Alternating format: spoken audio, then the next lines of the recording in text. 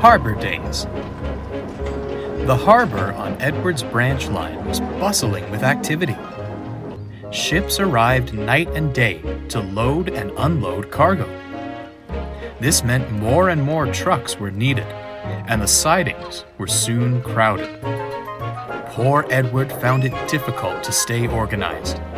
Any spare time he had was spent trying to tidy the trucks. Unfortunately, his priority was getting his own trains ready, so little progress was made. Bill and Ben tried to help when they brought their loads of clay.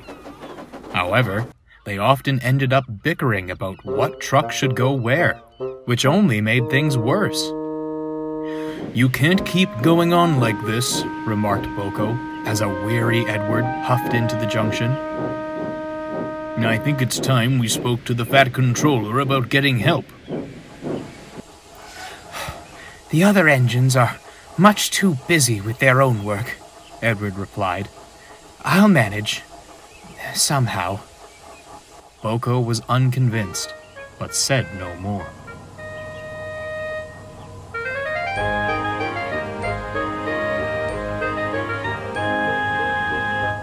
Later, Boko brought passengers to Thomas's junction. He was still thinking about Edward when his thoughts were interrupted by a cheerful ding-a-ling-a-ling. "You look worried, Boko," observed Toby. "What's wrong?" Boko quickly explained about Edward and the harbour. "I know the feeling," sympathized Toby. "Back in my harbour days, you barely got a chance to rest your wheels. I miss it sometimes, though it's far from light work." "So it seems," muttered Boko. "I wouldn't worry," smiled Toby. "Edward has one thing every harbour engine needs: experience. I'm sure those trucks will be sorted by the time you next see him." But they weren't. Edward was busy elsewhere and hadn't been back to the harbour since the morning. Boko took his goods down the line, but when he arrived at the harbour, he was shocked.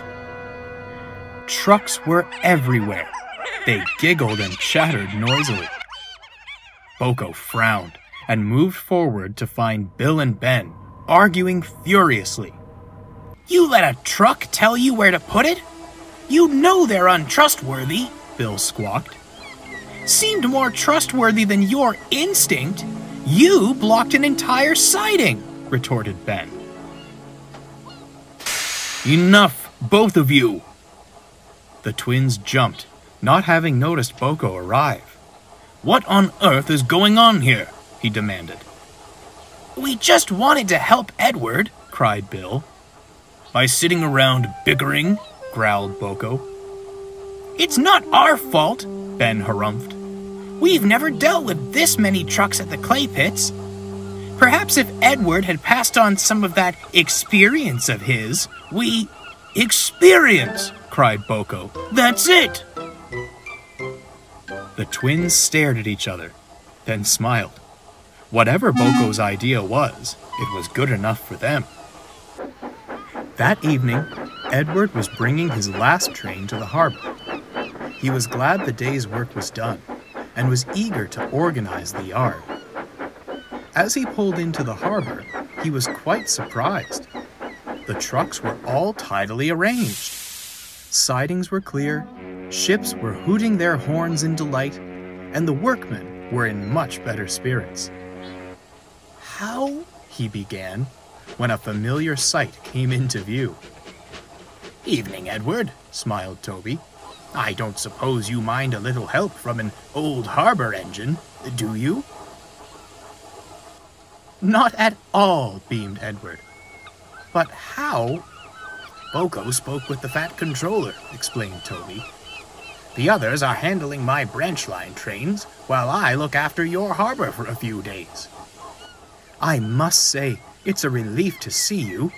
I've been run ragged trying to keep everything in order." "You leave this lot to me," Toby said, eyeing the trucks. "I'll see to it that your harbour is well looked after."